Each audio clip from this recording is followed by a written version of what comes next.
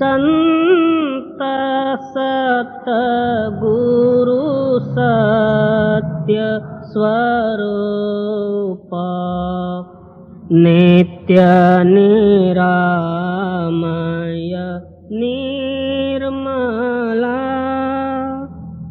संत सतगुरु सत्य स्वरूप नित्य निरामय निर्मला मृत्युंजय भव दुस्तर तारका चित्त चिन्मय तत्व प्रकाशका गतिमति को गणे स्थिति न बरणे मति अगम्य अंत न मूला संत सतगुरु सत्य स्वरूप नित्य निरामय निर्मला ध्यावत योगी कर संयोगी जगवासना त्यागी निगमादिक करे तेरी महिमा नाग शेष शिव हरि ब्रह्मा अग्रत ज्योति महातेज मूर्ति कारण सूक्ष्मन स्थूला संत सतगुरु सत्य स्वरूप नित्य निरामय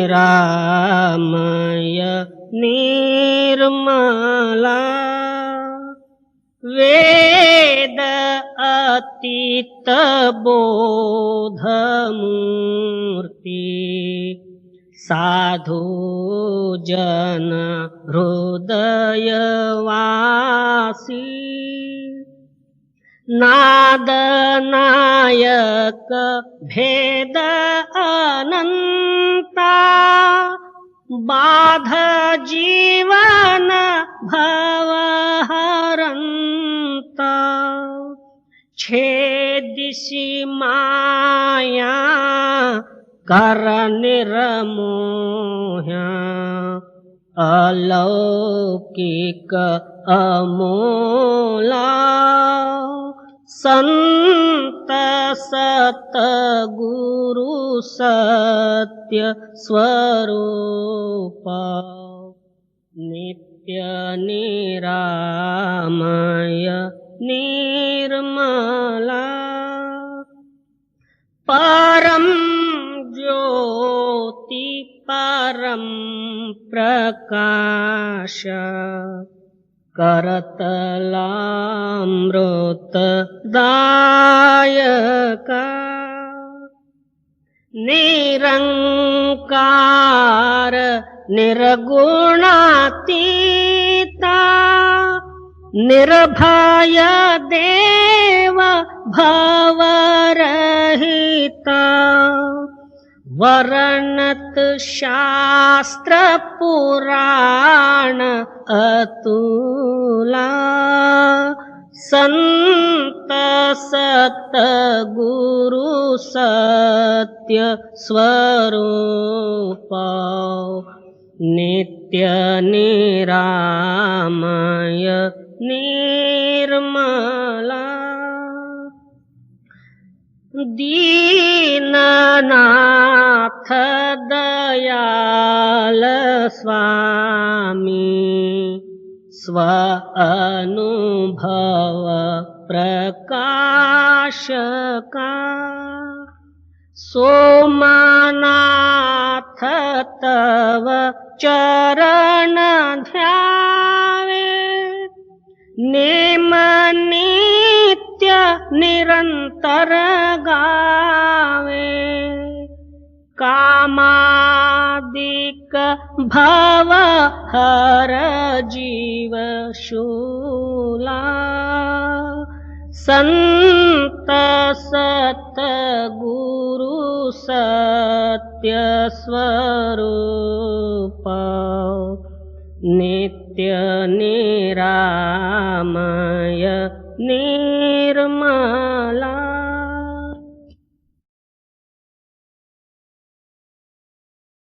चले जगत अजब भरमाया, मैं क्या क्या करूं बखान। परम संत सद्गुरु हजूर राधा स्वामी की बानी। आप फरमाते हैं, उस काल शक्ति ने इस जगत जीवों को इस तरह भरमा रखा हुआ है जिसका कोई ख्याल या किसी विचार द्वारा प्रकट कर नहीं सकता। एक तो जो है पहले तन और मन का पिंजरा लगा के इस मायावी सृष्टि में इन जीवों को ढकेल दिया। सारे ही जीव उसी में मस्त है। मायावी सुख के अंडर में आहोरात्र कर्म करना, उसी कर्म रूपी रस्सी से आप ही बांध लेना, ये जो है सांसारिक जीवों का पक्ष है। जी काल ने जगत अजब भरमाया, मैं क्या क्या करूं बखान। जो साधन थे पिछले युग के, तो कल युग में किए प्रमाण। अब जो है परमार्थ या मुक्ति का साधन या जो है भक्ति वगैरह जो है सिद्ध करके, इसमें चार पक्ष हैं। एक तो जो है मूर्ति उपासना वगैरह करने वाले, दूसरा तीर्थ यात्रा कर्मकांड आदि, और जो है कोई किताब ग्रंथ वगैरह अपने आप को ज्ञानी समझने वाले, और चौथा जप तप वगैरह। इस तरह इन सारों को यही सिद्ध होता है कि हम जो कर रहे हैं वो बहुत अच्छा और सरल मार्ग और मुक्ति का साधन।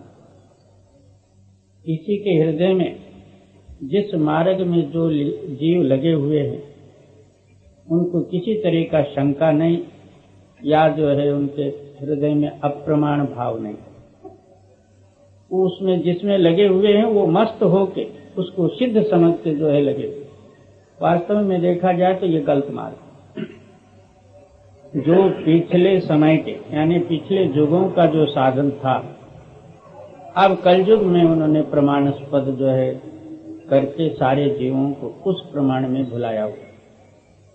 पिछले समय में इस मनुष्य शरीर का आयुष्य 1,00,000 बरस का था। उस 1,00,000 बरस के अंदर में बुद्धि की स्थिरता ही और इनका बल और बुद्धि वगैरह जो है विशेष था। यानी उस टाइम में दृढ़ता भी उतना थी और बुद्धि निश्चल भाव में थी और शरीर का मजबूती वगैरह सब कुछ जो है उस युग में विशेष था। वही जो है त्रेता युग में 10 गुना घट के 10,000 वर्ष का हुआ, और द्वापर युग में 10 गुना घट के 1,000 वर्ष का हुआ। अब कलयुग में 10 गुना घट के 100 वर्ष का है। अब 100 वर्ष में भी कमता यानी 50 वर्ष का ही उम्र सिद्ध है। इसमें जो है रात 25 वर्ष गए और दिन 25 वर्ष। इस 25 वर्ष के अंदर में हम पिछले साधनों को लेके साधन किया जाए, क्या ये साधन सिद्ध हो सकता? आप पहले ही जो है 30-35 वर्ष से पहले इस मुंबई में जो है कोई पक्का सड़क नहीं था, उस टाइम में कोई बस नहीं थे। आप यहाँ से मील 2-2 मील 4-4 मील चल के जाते। अब घंटा भर चाहे जो है बस के वास्ते जो है टाइम व्यतीत हो जाए तो भी जो है आप चलने का कोशिश नहीं करते। अब इस समय में इसकी बुद्धि और शक्ति दोनों ही बलहीन है। इस वास्ते इस युग का जो है हमको साधन और युक्ति की जरूरत है। उस काल भगवान ने हम लोगों को ऐसा भ्रमा रखा है, पिछले युगों का प्रमाण अब देके और हम उसी पर जो है प्रयत्न करने का प्रयत्न करते हैं, मगर अब का जो कुछ साधन है उससे दूर होते जी। जो साधन थे पिछले युग के, सो कल युग में किए प्रमाण। उस समय में अस्थि में प्राण था, अब कलयुग में अन्नमय प्राण है। 1 घंटा भर अन्न न मिले सारा ये ज्ञान जो है भूल जाए। उस टाइम में 60-60 हजार वर्ष जो है वायु आहार करके तपस्या किए, वो समय बलवान था। अब कोई 60 मिनट भी जो है देरी लग जाए उसी वक्त जो है तड़पड़ाने लगे। इस वास्ते पिछला कोई भी साधन लेके अब इस टाइम में हम साधन में लाएंगे या प्रयत्न करेंगे तो वो काम बढ़ने वाला नहीं जी। मूर्ख प्राणी मन से लानी, तो अटके जल और पशान। जो बिल्कुल जड़ भावना वाले हैं, जिनको कुछ भी जो है आत्म विचार और ज्ञान समझ नहीं है, वो पत्थर में भगवान और तीर्थों में पुण्य ही समझ के पानी और पत्थर में आकर गए। उनको मर्जी जितना समझा के कहो वो मानने के लिए तैयार नहीं। क्या पिछले लोग तो क्या जो है अनसमझ और मूर्ख थे, उन्होंने जो करके रखा हुआ है वो क्या गलत है? ये आके नया जो है अभी बता रहे हैं पत्थर में भगवान नहीं और पानी में पुण्य ही नहीं। वो पिछले लोग कैसे? वो पिछलों का प्रमाण लेके अभी जो है इनके अंदर में आत्मिक भावना न होते हुए अपने आप से भिन्न जो है दूसरा कोई परमात्मा सिद्ध करके बाहर पत्थर और पानी में लग गए। वो ये जो है बिल्कुल जड़ भावना वाला जी। बुद्धिमान अभिमानी जो नर, विद्या नार के हुए गुलाम। अब अपने आप को ज्ञानी और बुद्धिमान और विवेकी कहलाने वाले विद्या रूपी जो है नारी यानी माया या जो है अभिमान, इसके अंदर में अपने ख्याल को लगाए। जन्म भर जो है वेद शास्त्र ग्रंथ पुराण वगैरह पढ़ते ही रहे, औरों को समझाना, आप समझना, ग्रंथों का विचार करना और ग्रंथ में अपने ख्याल को लगा के अपने आप को ज्ञानी समझ के वो भूल गए जी। बाकी जीवा बीच के जितने, नाम रखना अति बुद्धिमान। अब रह गया क्या इन दोनों का मध्य का पक्ष, ना वो मूर्ख हैं ना वो ज्ञानी। मूर्खों ने आके कोई देवी देवता की महिमा करी, ओहो फलाना देवता जो है बिल्कुल चेतन है, जो मांगे सो देता है। उसने उसी तरह जो है मुंडी हिला के हाँ में हाँ मिला दिया और मान लिया। दूसरा कोई आके कहे एक ब्रह्म द्वितीया नास्ति, सर्वत्र तेरा ही रूप, तू जन्मा नहीं मरा नहीं, और अपने आप को कह दे तो अहं ब्रह्मस्मि, तू ही ब्रह्म स्वरूप। जितना कहते साथ इतने कह दे कि हाँ ठीक है बात, इनका मैं नहीं होता तो देव कहाँ से होता, यही ठीक। अब ये जो है दोनों का मध्य का पक्ष है, ना इनको मूर्ख कहा जाए ना इनको ज्ञानी कहा जाए। ये जप तप वृत्ता संयम बहु भोखे, पंच अग्नि में जले निदान। अब चौथा पक्ष वो घर बार छोड़ा, त्याग अवस्था की उमंग उठी और वस्त्रादि के त्यागन किए, बाल बच्चे छोड़े और जंगल में जाके बैठा भभूति मला, बम शंकर अलख निरंजन ऐसे वैसे कोई ना कोई लेके जो है वो उधर बैठ गया और तपस्या करने लगा। न मालूम अलख निरंजन क्या है, उसका सिद्धांत क्या, कोई एक पकड़ लिया, पकड़े और जन्म भर उसी में निकाल। हमारे राम जी आके तारेंगे, शिव जी आके तारेंगे, फलाना बद्री नारायण आएगा, रामेश्वर आएगा कोई नहीं। ऐसे ही अपना जन्म को व्यतीत किए, अपने आप को तपस्वी समझे, वो एक पक्ष। जी देखो चरित्र काला करता से, कोई सिर कोई पैर रुंधानी। आप फरमाते हैं कि उस काल भगवान की चरित्र देखो, किसी को किसी में लगाया, किसी को किसी में लगाया। पहले अव्वल तो धन, स्त्री, पुत्र, पौत्रादि का अपना कुटुंब, परिवार, शरीर, अभिमान ये नहीं छोड़ा जाता। इससे निकल के कोई ना कोई भक्ति और मुक्ति का विचार करना चाहे तो पत्थर और पानी नहीं छोड़ते। उससे भी निकले तो विद्या रूपी जो है, विद्वता रूपी अविद्या नारी, वो नहीं छोड़ती। मेरे जैसा कोई विद्वान नहीं, फलाना नहीं, ये नहीं, उसमें करते। उससे भी निकले तो दोनों का मध्यभाग का जो पक्ष है उसने घेर लिया, कभी हाँ कर दिया, कभी ना कर दिया। अब चौथा पक्ष जपी तपी उसमें रह गए। इस वास्ते आप फरमाते हैं कि काल भगवान ने इन जीवों को किस किस ख्यालों में फंसा रखा है, इसका कोई बयान नहीं हो सकता। जी भटक भटक भटकाया सब जग, कोई न लगाया और ठिकाना। इसी तरह सारों को जो है भ्रम और जो है अविद्या में वो काल भटका रहा, कभी इधर तो कभी उधर, कभी उधर तो कभी इधर। जी ऐसी हालत देख जगत की, संत सतगुरु प्रगटे आना। या इस काल भगवान का भूल भुलैया और जीवों का कष्ट देख के उस सत्पुरुष को दया आई, उन्होंने संत रूप धारण करके इस जगत में आए। गुरु सेवा और नाम महात्म, सत्संग सतगुरु किया बखान। संतों के 3 सिद्धांत हैं।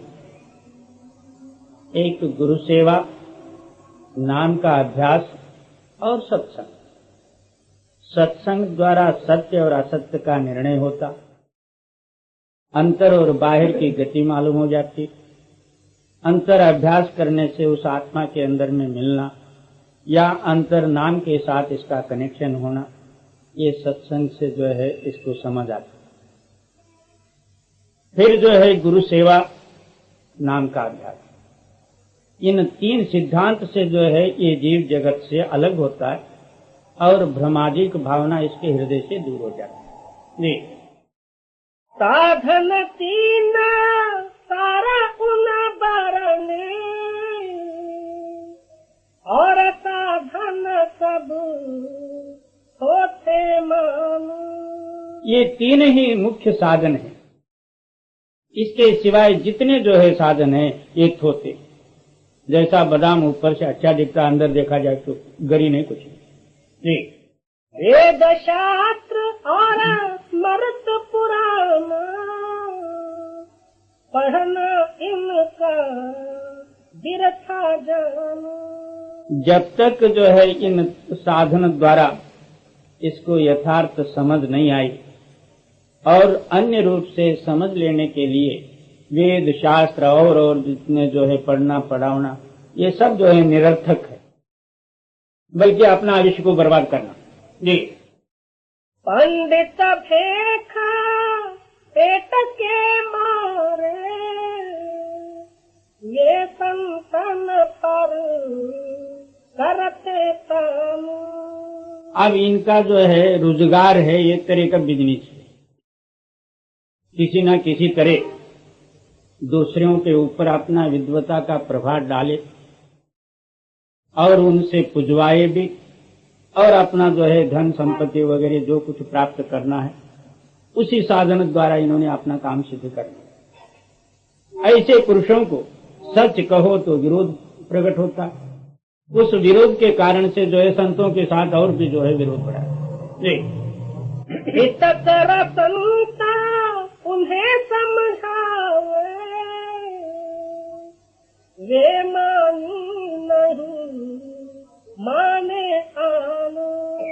क्या संत जन जो है उनको भी समझाते हैं कि भाई आप गलत मार्ग में जा रहे हो, मालिक का आपके अंदर में है और मिलने का रास्ता भी आपके अंदर में है। आप बाहर किसी ख्यालों में भटको मत, अंदर बैठ के नाम जप के उस मालिक से मिलो। मगर वो अभिमान है, यहाँ अहंकार है, वो उसको बैठने कैसा दे।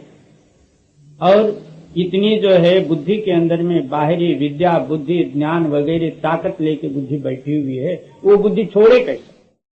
जब तक ये दीनता और नम्रता आपाभाव दूर नहीं होगा तब तक इसकी चेतन सत्ता ऊपर उस शब्द के साथ मिलाप नहीं करेगी। इस वास्ते वो कहते हैं कि तुम्हारा चढ़ना उतरना ये सब जो परमात्मा एक है, तो क्या चढ़ना और क्या उतरना छोड़ दो। जी। उनके चाह मान और धन की, परमार्थ से खाली जानू। उनको थोड़ा सा छेड़ के देखो, उसी वक्त उनके अंदर में गुस्सा भरा हुआ है। जहाँ क्रोध है वही काल है, क्या विद्वान हो क्या गुणी हो क्या कुछ भी हो। जब तक ये काम क्रोधादि के गुण जो है दूर नहीं हुए, ये परमार्थ कैसा सिद्ध कर सकते। थोड़ा सा भी जो है उनको छेड़ो, उसी वक्त 17 जो है उदाहरण देके आपका अपमान करेंगे या उसी वक्त गुस्से से भर उठेंगे। और उनके चाह मान और धन की, परमार्थ से खाली जानू। जहाँ मान बढ़ाई मिलती है, जहाँ द्रव्य संपदा मिलता है, उस जगह में ये बड़े संतोष और खुशी से रहते हैं। इन दोनों चीजों का जहाँ अभाव है वहाँ इनको जो ढूंढने से भी नहीं मिलेगी। जी। वे 84 चक्कर मारे, फिर गिरत चारों खाने। ये पुरुष जो है मन के दायरे को लंघ के ऊपर नहीं गए। मन 3 प्रकार का है, एक पिंडी मन, एक अंडी और ब्रह्मांड। ये तीनों मन लंघना कोई सुलभ नहीं। पहले पिंडी मन ही हमको ऊपर जाने नहीं देते। कोई ना कोई दुनियाई ख्यालात सामने रखे, बाल बच्चे कुटुंब कबीला स्त्री पुत्र पौत्रादिक मोह काम वगैरह कोई ना कोई ख्यालात इसके सामने लाके इसको नीचे गिरा देते। कोई जो है बुद्धि द्वारा या किसी साधन द्वारा इन पदार्थों से अलग होकर ऊपर के स्थानों में जाए, इसी का जो है नीचे की शक्तियां ऊपर है, वो प्रबल है, वो उनको जो है ऊपर जाने से रोक देते हैं। उसके आगे कारण मन सारा ही जगत का कारण रूपी जो शक्ति है, इन तीनों से जो है लंघना मुश्किल हो जाता, तो फिर जो है 84 के भागी हो जाए। ये तीनों मन से अलग हो जाए फिर जो इसका 84 छूटे, नहीं तो कोई ना कोई कारण से इन तीनों मन के अंदर में रहे तो 84 कदापि नहीं चुकने वाले। जी। पिछले युग की विद्या पढ़ते, कोई न्याय वेदांत बखाने। अब विद्या भी पढ़ ले वे, इस युग का नहीं, वो पिछले युग का। जिन पुरुषों ने जो है शास्त्रादि लिखे रखे हुए हैं, उन्होंने ऐसे किताबी आधार पर नहीं लिखे, उन्होंने अभ्यास करके उस ब्रह्म गति को प्राप्त किए। उस ब्रह्म ज्ञान का उन्होंने वेदांत शास्त्रों में और न्याय शास्त्रों में लिख रखा।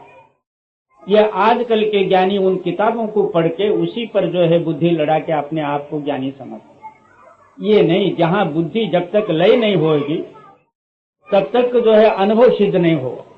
जी, ना साधन अधिकार न परखे, पढ़ने का करते अभिमान। ना कोई साधन की बात, साधन की लाइन किस तरह साधा जाता है इसका कुछ भी नहीं, और अपने अधिकारत्व को भी नहीं जानते, मैं अधिकारी हूं क्या नहीं। जी, इस युग की विद्या नहीं पढ़ते, दाते उलटे गिरे निदान। इस युग का जो विद्या साधन और नाम अभ्यास, इस विद्या के नेड़े भी नहीं जाते। कहते हैं कि कल में केवल नाम प्रधाना, कल युग में केवल नाम से ही मुक्ति सिद्ध है, अन्य किसी द्वारा जो है मुक्ति नहीं। जी, इन गरीबी मत इस युग का, और गुरु भक्ति कर परमानु। क्या इस युग क्या जो है युक्ति क्या है? दीनता से या नम्रता से अहंकार दूर हो जाता है, और गरीबी और गुरु भक्ति, इससे जो है इसकी अंतरात्मा जो है जागृत होते हुए नाम के साथ मिलाप हो, और दूसरा कोई युक्ति ही नहीं। जब तक ममकारत्व दूर न हो तब तक दीनता नहीं आएगी। मुक्ति द्वारा सांकड़ा राई 10वें भाग, मुक्ति का मार्ग इतना सूक्ष्म है, राई का 10वां हिस्सा, और इसके अंदर में जो है ममकार इतना बड़ा जबरदस्त रूप धारण करके बैठा, जैसा पर्वताकार, मैं मेरी वगैरह सब। तो ये जो जब तक है इसके अंदर में जड़ता, तब तक ये ऊपर कैसा जा सकता? जी, ताते निर्मल निश्चल चित्त होया, गगन चढ़ाओ शब्द निशान। क्या गुरु सेवा नाम अभ्यास द्वारा आपकी आत्मा जो है जड़ संबंध जो रखती है उससे अलग होएगी, और सत्य स्मरण जो है आपके हृदय में जागृत हो? तो दोनों नेत्र के मध्य भाग में मन को खड़ा करे और सत्य और उसी स्थिरताई रूप में उस मालिक का याद आने नामस्मरण करे। नामस्मरण करते करते मन की जड़ताई दूर होकर मन प्रकाशित होगा। ऊपर जो है शब्द या नाम के साथ मिलाप हो तो 9 द्वारों से खाली होकर इसकी रूह जो है ऊपर जाएगा। शरीर के जितने भाव गुण हैं ये दूर हो जाएंगे, मन के संकल्प विकल्प आदि तरंग मिट जाएंगे, इसके अंदर में एकता और चेतनता प्रकट होगी। जी, तुरत शब्द मार्ग अंतर मुख, 5 शब्द का गहो ठिकान।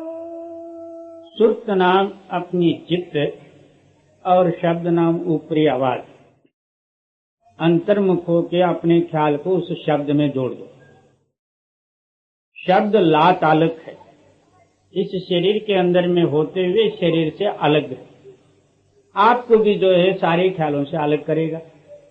ये कोई किसी ने बनाया हुआ डिजाइन नहीं, कोई स्वामी, कोई गुरु या कोई जो है और संत महात्मा आदि के सहित इसको बनाए नहीं, ये स्वयं आप ही आप हर्रे के अंदर में पहले से ही उस मालिक ने रखा हुआ। इतने है कि यहाँ मन और माया का पर्दा है, इस पर्दे को तोड़ के ऊपर शब्द के साथ मिलाप करना। फिर क्या होगा? पहले 10 विध नाद होंगे, 10 प्रकार के।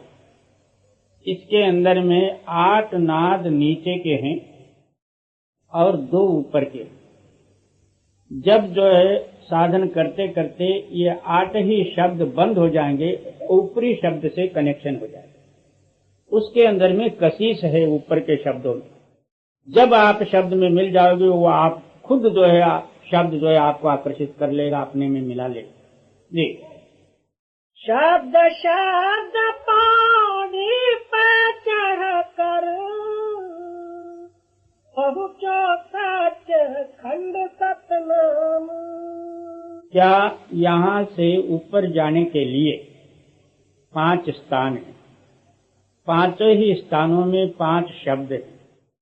निचले स्थान का शब्द छोड़ते हुए ऊपरी स्थान का शब्द आधार पर जो है 5 स्थान की चढ़ाई, यानी जो है 5 स्थान का अनुभव लेते हुए आत्मा सतलोक सचखंड सत नाम का अंश है। वहां से आके दोनों नेत्र के मध्य में खड़ा होके इस 52 अक्षर रूपी सृष्टि में मिला हुआ। जैसा जैसा ये ऊपर जाएगा वैसा वैसा शब्द द्वारा अपना देश पहुंचे। जी, ताते पहिले गुरु को जाओ और काम सब पीछे जानो। अब ये जड़ता ही इसके आत्मा के ऊपर शरीर और मन का जो आवरण पड़ा हुआ है, इसको निकालने के लिए युक्ति और साधन की जरूरत है, नहीं तो आत्मा हमेशा के लिए मुक्त है। तो क्या कहते हैं कि पहले साधन आहोरात्र जो है गुरु का ध्यान अपने हृदय में धारण करो। गुरु ऊपर जो है करने से या धारण करने से या नाम लेने से आपका काम नहीं बना। जैसा एक आदमी किसी गांव को या अपने गांव को जाना है, उसने रास्ता भूला हुआ,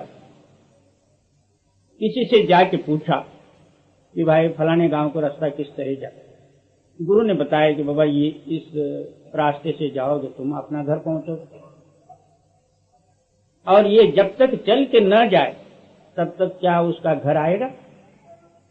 इसी तरह हमको जो है इस 9 द्वारों से खाली करके ऊपर आकाश मंडल के उस शब्द में मिलना है।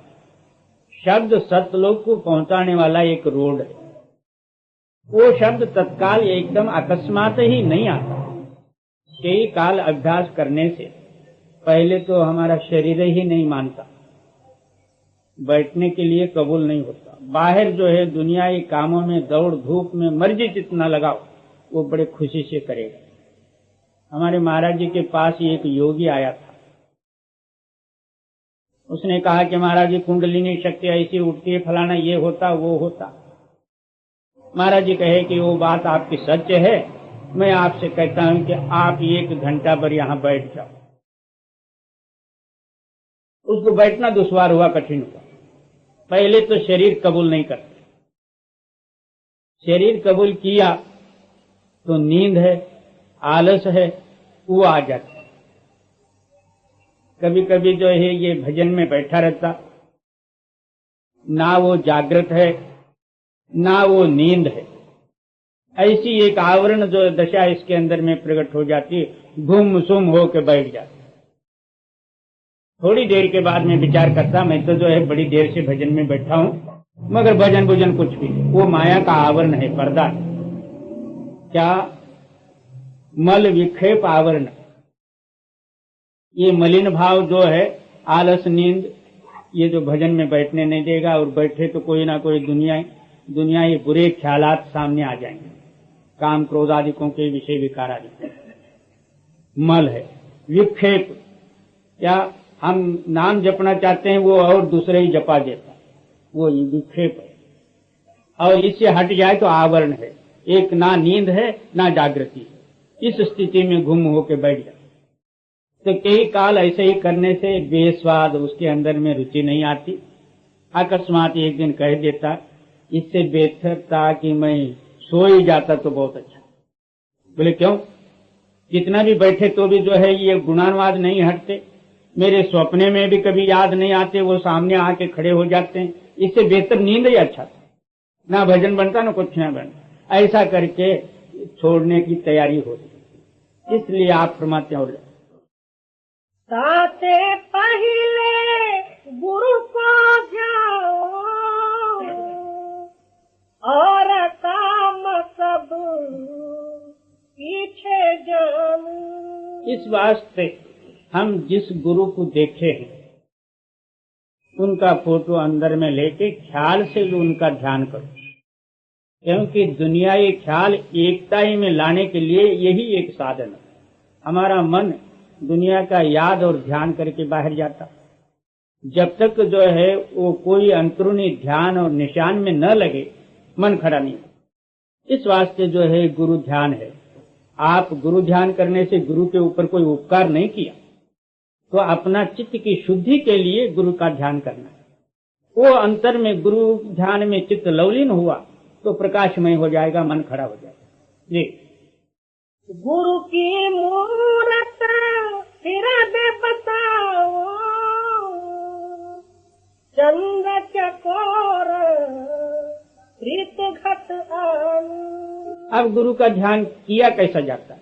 मैं तो माड़ा मोटा थोड़ा बहुत कर ही लेता हूँ। बाबा ये नहीं, हृदय के अंदर में एक गुरु के सिवाय दूसरा किसी ख्याल को वहां स्थान नहीं होना चाहिए।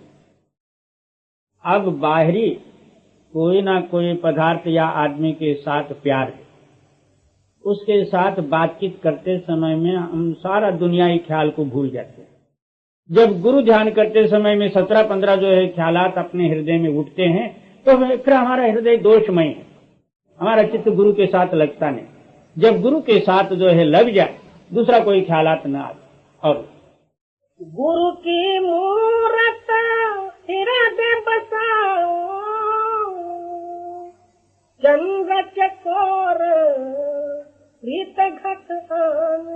क्या हृदय के अंदर में गुरु की फोटो स्थिर करे और अपना लक्ष्य उसके अंदर में लगा, इधर उधर हिले ही ना, हृदय सहित चित्त सहित। जी, जब लग ऐसी प्रीत न होवे, तब लग साधन यही बखान।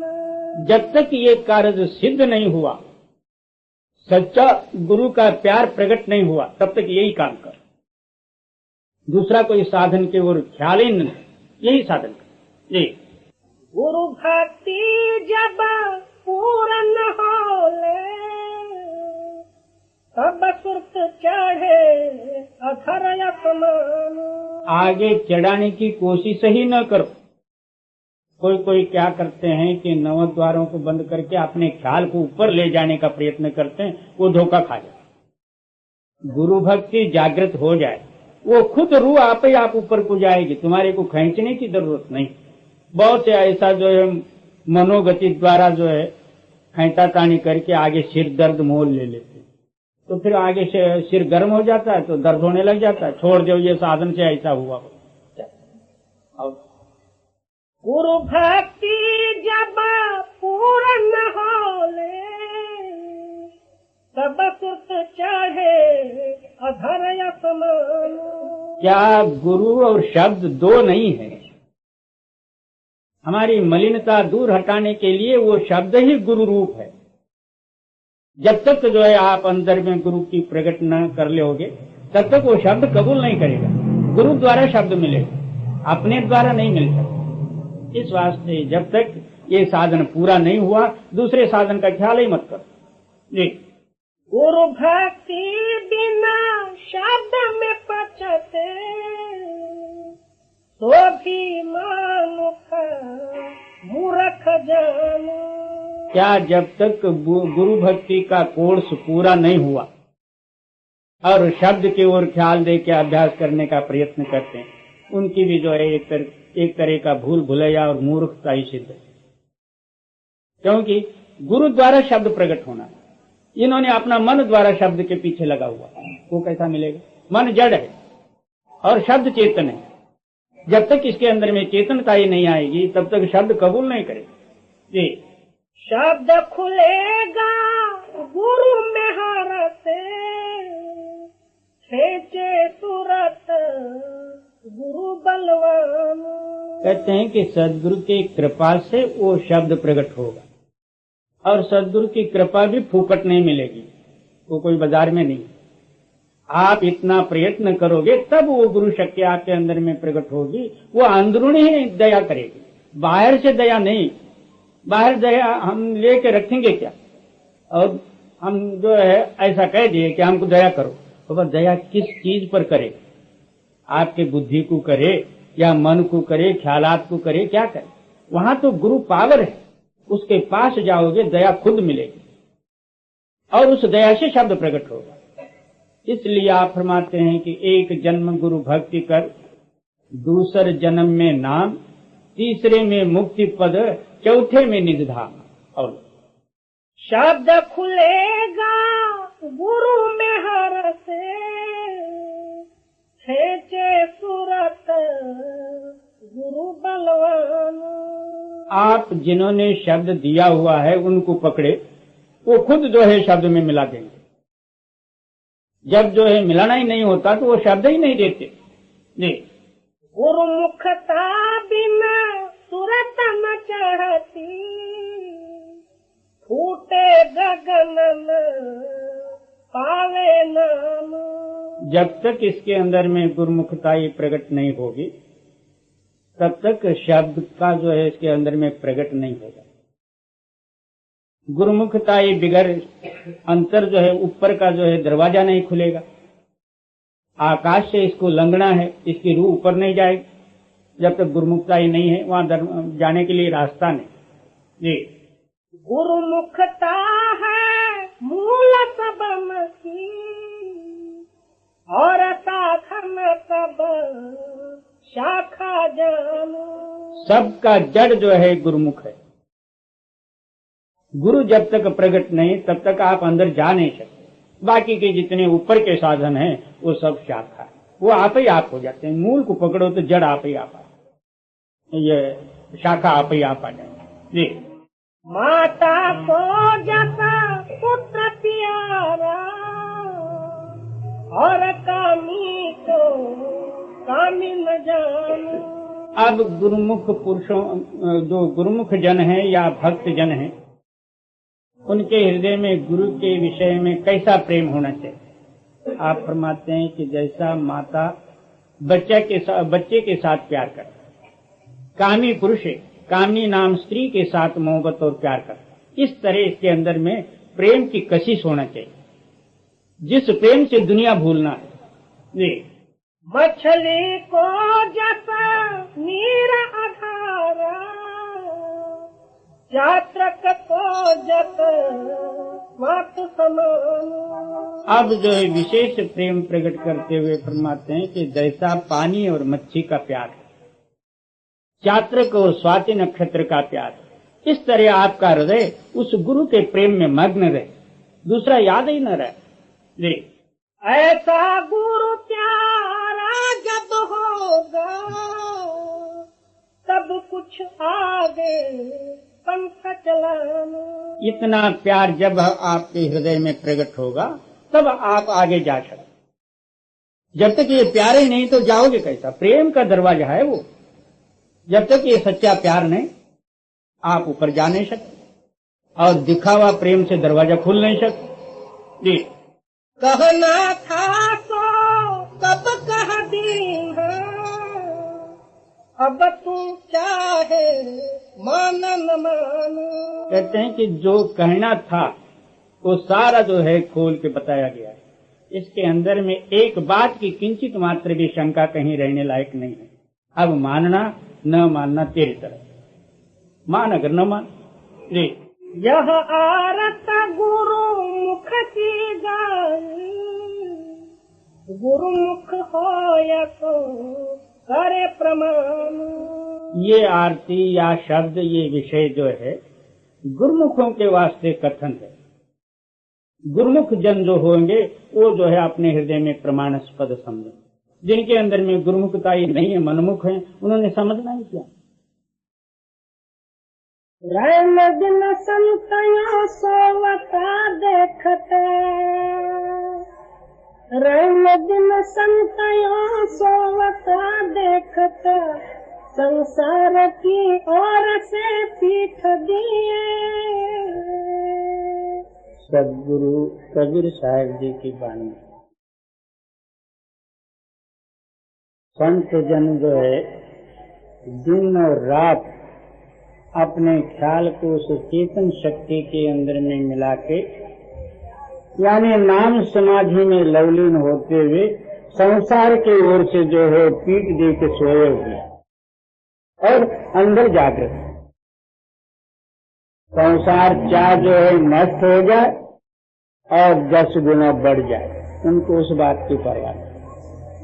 और रैन दिन संतयो सोवता देखता, संसार की ओर से पीठ दिए, मन और पवन फिर फूट चाले नहीं, मन और पवन फिर फूट चाले नहीं, चंद्र और सूर्य को सम्मतिए। क्या मन और वायु उनका अलग नहीं होता? मन जो है उस वायु के साथ मिलके उस चेतन में लय हुआ। चंद्र और सूर्य दोनों का जो है एक संगम में उनका चित्त स्थिर है, यानी दोनों तरफ का ख्याल मध्य में स्थिर है। टकटकी चंद चकोर जो रहत है, टकटकी चंद चकोर जो रहत है, सूरत और नृत का तार बाजे। क्या उनका लक्ष्य उस स्थान में ऐसा रहता है जैसा चकोर का लक्ष्य चंद्रमा में लगा हुआ रहता, और सुर्त नृत्य दोनों मिले हुए रहते। जब सुर्त नृत्य और सारे ही पंचवी ज्ञानेन्द्रियों का लक्ष्य उसी स्थान में स्थिर हो जाए, अंतर शब्द आप ही आप प्रकट हो जाए। शब्द को बुलाने की जरूरत नहीं, खुद वो हमेशा कायम है वहाँ। जी, टकटकी चंद चकोर जो रहत है, सूरत और नृत का तार बाजे। दोनों मिलाने उसी वक्त आवाज प्रकट हुआ है। जी, नौबत घुरत है रैन दिन सुनने में, नौबत घुरत है रैन दिन सुनने में, कहे कबीर तू गगन गाजे। क्या आहो रात्र वहाँ जो है अनेकों वाद्य आप ही आप बज रहे हैं दिन रात, और कहे कबीर तू गगन गाजे। हाँ, यानी आकाश के अंदर में ये गर्जना हो रही। ये नौबत घुरत है रैन दिन सुनने में, कहे कबीर तू गगन गाजे। ताल और पलक की आरती कौन सी, ताल और पलक की आरती कौन सी, रैन दिन आरती संत गाला। बाहर जो है आरती नाम क्या होता? एक भगवान को प्रसन्न करना। तो बाहर कोई ना कोई जो है बाहरी सामान लेके घंटा, शंख, मृदंग और जो है बाजे बजंत्र आदि के लेके आरती किए, यानी उस भगवान के ऊपर कोई ना कोई घी या तेल का बत्ती फिराए और सारे ने मिलके बजाए, और थोड़ी देर के बाद में देखा जाए तो कुछ भी नहीं। इसलिए आप फरमाते हैं कि पाव और पलक की आरती कौन सी? आरती कौन सी? ये कौन सी आरती? तो आप फरमाते हैं कि संत जन आहो रात्र उस आरती में मग्न है, उनके अंदर में बिना बजाया हुआ आप बाजा बज रहे हैं। ये घुरत निशान तह गए बकी झालरा, घुरत निशान जह गए बकी झालरा, गैब के घंट का नाद आवा। आकाश के अंदर में यानी आकाश से परे आप ही आप ध्वनि हो रहे हैं। अनेकों घंटा, शंख, वीणा, मृदंग आदि, वहाँ कोई बाजा बजाने वाला भी नहीं है और बाजे के वाद्य सामग्री भी नहीं, आप ही आप बज रहे, मगर उस जगह में जाने से सुनाई देते, नीचे बैठने से यही है दुनिया का बोमा बोल। ये घुरत निशान तह गए बकी झालर, गए बके घंट का नाद आवा। क्या गुप्त घंटा आपके अंदर में बज रहे हैं। जब एक बार जो है इसकी रूह उस घंटे की आवाज सुनेगी, फिर दुनिया से जो है लापालक हो जाए।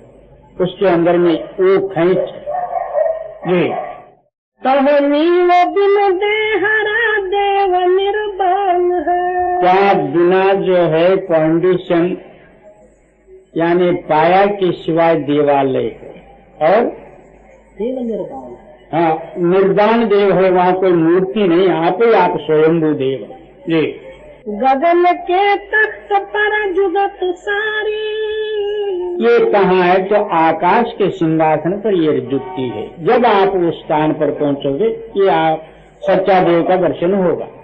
ये बाकी के देव को जो हम बकरे देखे हुए ये नीव बिन देहरा देव निर्बान है। गगन के तख्त पर जुगत सारी, कहे कबीर तहरे न दिन आरती। कहे कबीर तहरे न दिन आरती, पासिया पहुंच पूजा उतारी। कहते हैं कि वहाँ दिन रात्र आरती हो रही और सबके पास है, पीछे से जो है पूजा उतारा जाता है। क्या पंच शब्द का आप अंतर में जो इस तरह से पूजा करो तो वो देव की प्रसन्नता मिलेगी जी। कहे कबीर तहरा न दिन आरती, पासिया पांच पूजा उतारी। कामी क्रोधी लालची, जो लालची है भोगों में जिसका चित्त आसक्त है, इनके भक्त न हो। कहते हैं कि भक्त करे कोई सूर न, जात वर्ण कुल को। कोई भक्ति कर सकता बाहर के जात गोतादिकों का अभिमान में छोड़े। एक तू है और एक मैं हूँ, स्वामी और दास दो ही रहो अपने हृदय। दूसरा कोई हो तो वो भक्ति करने नहीं दे जी।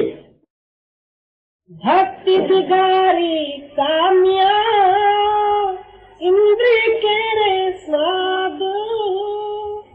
हीरा खोया हाथ से, जन्म गवाया बाद।